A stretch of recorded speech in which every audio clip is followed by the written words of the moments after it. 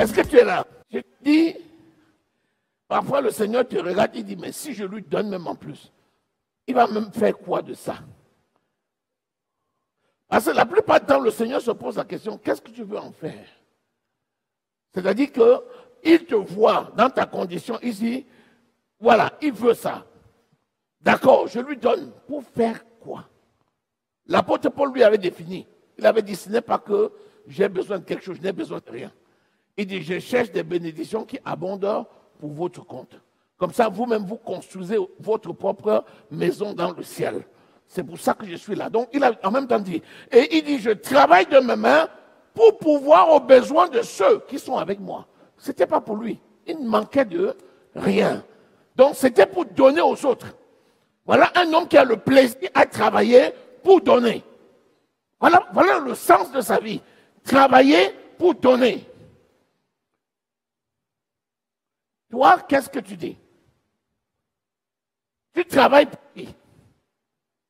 Tu travailles pour toi, ta maison, tes enfants, ta famille, ou bien tu travailles pour aider ton prochain, ou bien tu travailles pour pourvoir aux besoins de ton prochain. Est-ce que nous sommes là?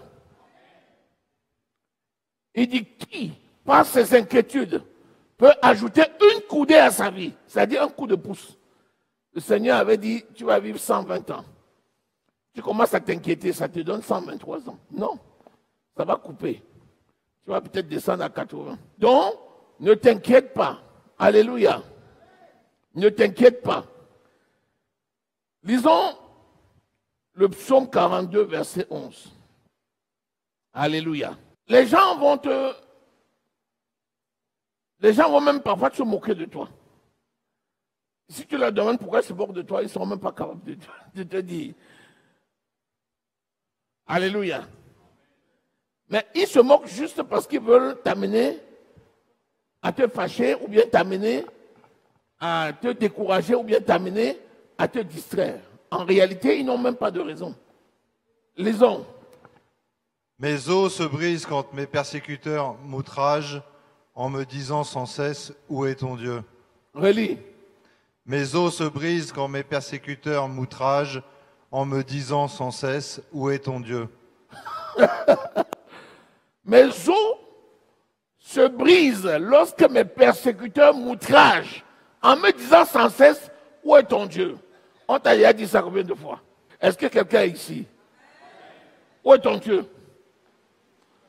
Où est ton Dieu?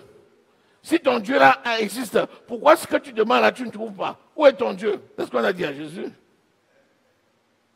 Est-ce que tu es là? Donc, ne tiens pas compte de ce que les autres disent. Parce que ce qu'ils vont dire, c'est toujours ce qui n'est pas utile. Mais juste pour te titiller, te perturber, t'embêter. Parce que nous sommes très bien comme ça. Avec Christ, nous sommes au repos. Alléluia. Où est ton Dieu? Quand les gens veulent t'énerver, ils disent, où est ton Dieu? Tu pries, tu jeûnes, où est ça? Depuis que tu pries, tu jeûnes là, montre-moi, tu as eu quoi? Quand tu lui montres ce que tu as, il dit, on peut dire que ça c'est quoi même? C'est même comparé aux autres, c'est même quoi? Alors que tu as plus que ce que tu as besoin. Mais tu as déjà plus que ce que tu as besoin, mais il trouve que c'est négligeable par rapport aux autres. Et il continue à te demander, où est ton Dieu? Ne tiens pas compte de telles remarques. C'est le diable lui-même qui parle. C'est le diable qui parle. Où est ton Dieu? Alléluia. Il dit, mais les gens là, ils me brisent les os. Tu marches, on dit, tu vas à l'église faire quoi? Depuis que tu vas à la veille, le Satan y a donné quoi? Tu vas à l'église tous les jours, le Satan y a donné quoi? Tu vas prier tout le temps, le Satan y a donné quoi? Tu souffres. Si tu lui demandes en quoi tu souffres, il ne peut pas te dire. Mais il va seulement te dire, tu souffres. Tu souffres. Je souffre en quoi? Mais tu souffres. On voit même que tu souffres. Quand on voit même ton visage, on sent que tu souffres. Ah donc maintenant, la souffrance a l'odeur, quoi. Tu sens. Pourquoi? Tout simplement parce que le diable l'utilise pour essayer de te distraire, pour provoquer en toi l'angoisse et l'inquiétude afin que tu puisses chuter. Où est ton Dieu? Tu dis, mon Dieu est vivant. Et il est présent. Et il agit. Alléluia. Si tu ne réponds pas à cette question, ils vont continuer jusqu'à te faire tomber. Alléluia. Donc, il faut que tu rendes le témoignage de ce que Dieu a fait. Alléluia. Tu dois dire sans cesse ce que Dieu a fait. Tu dois passer partout et déclarer ce que Dieu a fait. Tu dois avoir l'habitude de parler à haute voix de ce que Dieu fait dans ta vie. C'est ça qu'on appelle la lutte offensive. Tu n'as pas besoin de te justifier, mais tu es là pour donner la vie. Cette lutte offensive, c'est la prédication de l'évangile. C'est la clé principale. Quand tu pries et tu prêches l'évangile, tu démontres aux gens qui est Dieu pour toi. C'est la clé. Sinon, tu passes des jours et des nuits à prier, tu fais la longue liste de tes doléances et tu passes le temps, Seigneur, donne-moi, donne-moi, donne-moi, donne-moi, donne-moi, donne-moi. Ton cas va être lourd. Plus le temps va passer, plus le découragement va te saisir. Mais par contre, si tu passes le temps à dire, Seigneur, ton œuvre, révèle-moi tes voies, montre-moi le champ missionnaire où je dois aller. Conduis-moi, Seigneur. Démontre ta puissance par les prodiges et les miracles qui l'accompagnent. Voilà les requêtes qui plaisent à Dieu. Le reste, tu l'as. Dis-moi, tu manges combien de plats de nourriture même par jour? La plupart de nourriture que tu prépares même, est-ce que tu finis même? La moitié finit à la poubelle. Tellement tu pries, tu n'as même pas le temps pour ça. Et tu te plains. Ne te plains pas. Est-ce que quelqu'un est là? Est-ce que quelqu'un m'écoute? Vous savez, le doute, c'est l'âme redoutable du diable. Parce qu'il sait que si tu doutes, tu ne seras pas bien. Alors que tu es quelqu'un de bien. Tu es toujours heureux? Est-ce que tu es toujours heureux? Tu es toujours heureuse? Oui, tu dois être heureux tous les jours de ta vie. Parce que si tu vois bien, les bénédictions courent après toi. Parfois, la bénédiction court pendant que toi, tu passes à gauche, elle vient. Quand elle croit que tu es à gauche, tu es à droite. Elle vient. Tu es au milieu. Reste là. La bénédiction vient vers toi. Toi, tu cours dans tous les sens. Reste là. Elle vient. Elle court vers son terme. Elle ne tardera pas. Elle va arriver certainement.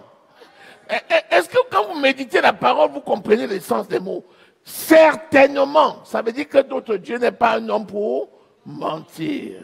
Il n'est pas le fils d'un homme pour se repentir. Ce qu'il a dit, il le fait. Alléluia. Est-ce que tu es là? Lisons Nombre 32, verset 9. Attention aux mauvaises compagnies. Ce sont les principales circonstances de découragement. C'est pour ça qu'il vaut mieux méditer ta parole que d'être avec certaines personnes. Lisons. Nombre 32, verset 9. Ils montèrent jusqu'à la vallée des Shéol, et après avoir examiné le pays, ils découragèrent les enfants d'Israël d'aller dans le pays que l'Éternel leur donnait. La colère de l'Éternel s'enflamma ce jour-là, et il jura en disant, « Ces hommes qui sont montés d'Égypte depuis l'âge de 20 ans et au-dessus ne verront point le pays que j'ai juré de donner à Abraham, à Isaac et à Jacob, car ils n'ont pas suivi pleinement ma voie. » Vous voyez? Dieu avait dit à Abraham, Isaac et Jacob, « Je mènerai votre descendance dans le pays où coule le lait et le miel. » Ensuite, lorsque Moïse a laissé la place à Josué, Josué a pris des espions pour envoyer dans le pays de Jéricho. Ils sont allés et ils sont revenus faire un mauvais rapport. Alors que pour eux, c'était un privilège d'être associés à cette expédition. Dieu dit, mais vous, je vous envoie et vous venez décourager. Lorsque tu te laisses décourager, tu vas mourir. Fuis ceux qui découragent. Si tu es en train de faire l'œuvre de Dieu, quelqu'un vient te dire le contraire, laisse-le là où il est là, va ailleurs. Et s'il insiste, demande-lui de te laisser tranquille, tu n'as pas besoin de lui. Tu es en train de travailler pour ton père, que la personne te laisse tranquille. Parce que l'environnement dans lequel on évolue, c'est ça souvent le principal facteur de découragement. Concentre-toi sur ce que tu dois faire et fuis le découragement. Est-ce que tu es là? C'est très important. Sinon, les gens deviennent pour toi une occasion de chute et ça, tu dois dire non. Alléluia. Lisons Acte 15, verset 24. Ça, c'est toujours les circonstances de découragement. Attention, lorsqu'on te donne une responsabilité, ah, c'est trop dur, vous ne savez pas, c'est trop dur, j'en peux plus, c'est trop dur, j'en peux plus, c'est trop dur. Comment tu fais? J'en peux plus. Tu décourages les autres.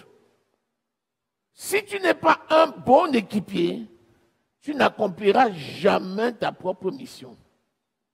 Un bon équipier se met au service des autres pour aider chacun à accomplir son appel. Lisons. Ayant appris que quelques hommes partis de chez nous et auxquels nous n'avions donné aucun ordre, vous ont troublés par leurs discours et ont ébranlé vos âmes. Nous avons jugé à propos, après nous être réunis tous ensemble, de choisir des délégués et de vous les envoyer avec nos bien-aimés Barnabas et Paul. Alléluia. Les gens avaient reçu l'évangile par Paul. Mais il y avait quelques gens qui quittaient de Jérusalem sans être mandatés par les colonnes de l'église. Ils sillonnaient et chaque fois qu'on amenait les gens à Christ, dès que Paul se déplaçait, eux ils venaient, ils disaient aux gens, il vous a dit de croire en Jésus. D'accord, croyez en Jésus, mais continuez à faire les traditions de Moïse. Et ils troublaient les gens. Au lieu de s'appuyer sur le fondement de Christ et marcher dans la liberté, les gens les tenaient dans l'esclavage. Or, la loi ne pouvait sauver personne. C'est la grâce qui sauve. Nous avons vu là, au cours de cette veillée, c'est la grâce de Dieu qui est révélée au cours de cette veillée. Il n'y a pas de condamnation. Rien aujourd'hui ne peut plus nous condamner. Nous sommes réellement libres. J'ai dit que nous sommes réellement libres. Il n'y a plus de condamnation, c'est fini. C'est fini. Si quelqu'un devient prisonnier aujourd'hui, c'est qu'il se constitue lui-même prisonnier. Parce que Christ nous a affranchis. L'œuvre de la croix n'était pas vaine, hein? Elle est totale, elle est complète. C'est ça la révélation. Alléluia. Mais il y a toujours des gens qui vont revenir pour vous ramener dans la loi. Celui-là, il décourage. Jusqu'à ce que les gens disent, mais qui peut alors être sauvé? À la façon dont vous parlez là, comment on peut encore être sauvé alors? On a toujours une corde au cou. Non, nous sommes réellement libres. Le problème de l'Église aujourd'hui, les principes de la liberté. Quelqu'un qui est libre ne cherche plus la liberté. Il est libre. Quelqu'un qui est libéré d'une prison ne cherche plus le chemin de la sortie. Il est déclaré libre. C'est pourquoi nous sommes libres en Christ. Et quand tu commences à t'inquiéter alors que tout est à toi, il y a un problème. Il dit, ne vous inquiétez de rien, tout est à vous. Faites connaître seulement vos besoins. Pourquoi? Quand tu dis déjà, Seigneur, voilà ma requête. Avant même que tu ne parles, il est déjà au courant. Parce qu'il connaît ce dont tu as besoin avant même que tu ne viennes demander. Tu n'as pas besoin de lui demander ça 36 000 fois. C'est pour ça qu'il te dit de lui faire avec des actions de grâce. Lorsque tu as dit, Seigneur, ma requête c'est que je veux un travail dans tel domaine. Tu veux un travail dans tel domaine, pourquoi? Pour ta gloire. Il a rien compris. Commence à le remercier parce que le travail est donné. Alléluia. C'est ce qu'il dit. Mais les gens ne connaissent pas ce principe-là. Les gens n'ont pas compris que les bienfaits de l'Éternel sont là pour nous encourager. Les gens oublient ce que le Seigneur a fait. Ils mettent en oubli les bonnes choses du Seigneur et ils focalisent sur leurs désirs. Et tant que les yeux optiques n'ont pas vu, au lieu de se réjouir de ce que le Seigneur a déjà fait, ils se plaignent. Et c'est le fait de se plaindre que les autres finissent par lui dire, mais à quoi ça sert de prier? Plus que tu pries, mais tu te plains. Alléluia. Est-ce que nous sommes là? Il faut que ton esprit soit libre, dégagé. Si tu as un poids dans ton esprit, c'est fini. Un esprit occupé ne peut pas adorer Dieu. Un esprit occupé ne peut pas servir Dieu. Un esprit occupé ne peut pas. Il faut que tu laisses, comme on dit, il faut que la pression tombe. Tu ne dois rien à personne. Tu n'as pas de preuve, tu n'as rien à démontrer à qui que ce soit. Tu es un élu. Tu es quelqu'un qui est au bénéfice de la grâce. Tu n'as rien fait, c'est venu à toi. Tu es ce que Dieu veut que tu es. Et personne ne peut t'enlever ça. Tranquille. Laisse la pression tomber. Oh Seigneur, je sais que je l'ai. Ça ne peut pas venir comme ça. Je sais qu'il est, je sais qu'il est. Oh Seigneur, fais-le Seigneur, fais-le. Il ne va pas faire. Pourquoi tu as une telle pression là? C'est quoi cette pression là? Comme s'il n'était pas en toi. Oh Seigneur, entends ma prière. Il va entendre ta prière. Oh Seigneur, reçois ma prière au ciel. Il habite en toi. Tu es là, tu veux que ta prière est au ciel. Le Saint-Esprit est venu faire corps avec nous. Il habite en nous. Donc il est là-dedans. Donc ta prière, il a déjà fait corps avec ta prière. Et Dieu, Seigneur, oh, reçois ma prière au ciel. Oh, toi là, du haut de ton trône. Il habite en toi. Fais-le, Seigneur, fais-le. Il est là. Et en plus, il est l'ami fidèle. Il n'est même pas un homme pour mentir. Quand tu te couches, tu t'endors en paix. Il est avec toi. Alléluia. C'est comme un militaire qui il veut faire une longue distance, il prend un sac, il met des cailloux dedans. Il va faire une randonnée de sac. Ah! Toi, tu es un soldat du Seigneur. Le Seigneur a eu compassion de toi. Il a dit, t'inquiète pas. Il est venu lui-même habiter en toi. C'est quel encore que tu te bats pour aller vers lui. Tu te bats pour aller où? Il est là. Il est là. Où tu es, il est. Alléluia.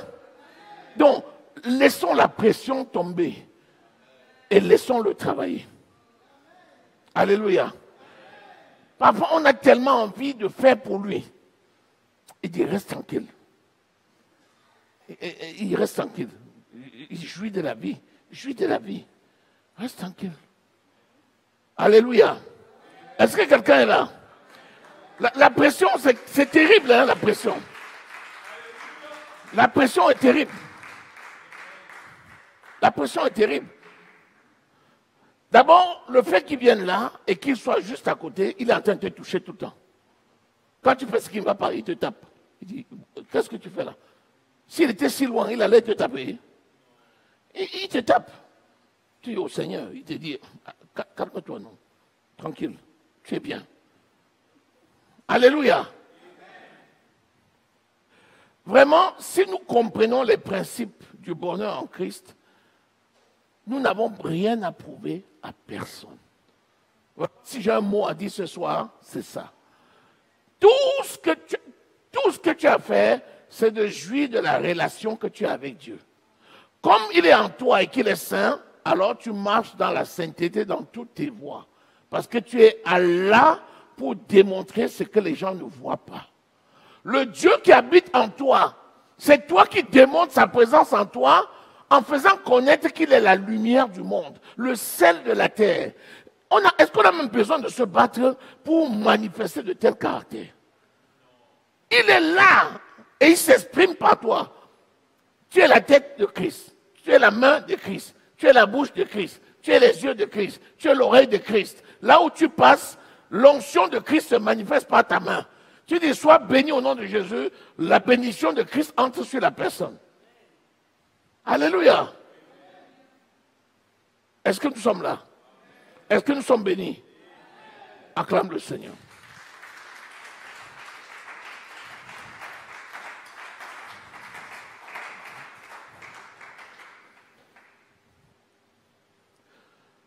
Évitons l'inquiétude, évitons le doute. Faisons les actions de grâce pour toutes choses.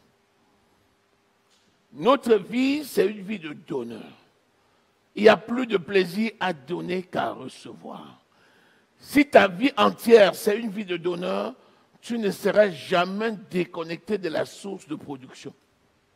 Si Christ est venu habiter en toi, c'est parce qu'il t'a choisi comme étant son économe pour donner. Tu donnes la bénédiction aux gens, tu donnes les conseils aux gens, tu donnes la vie aux gens, tu pries pour les gens, tu leur donnes ce dont ils ont besoin. Parce que tu es la main de Christ, tu es la bouche de Christ. À partir de là, tu cherches quoi d'autre? Tu as déjà été choisi. À la limite, prends le temps de dire merci.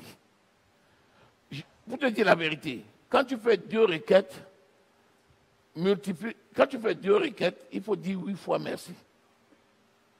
C'est beaucoup plus efficace que même tes requêtes.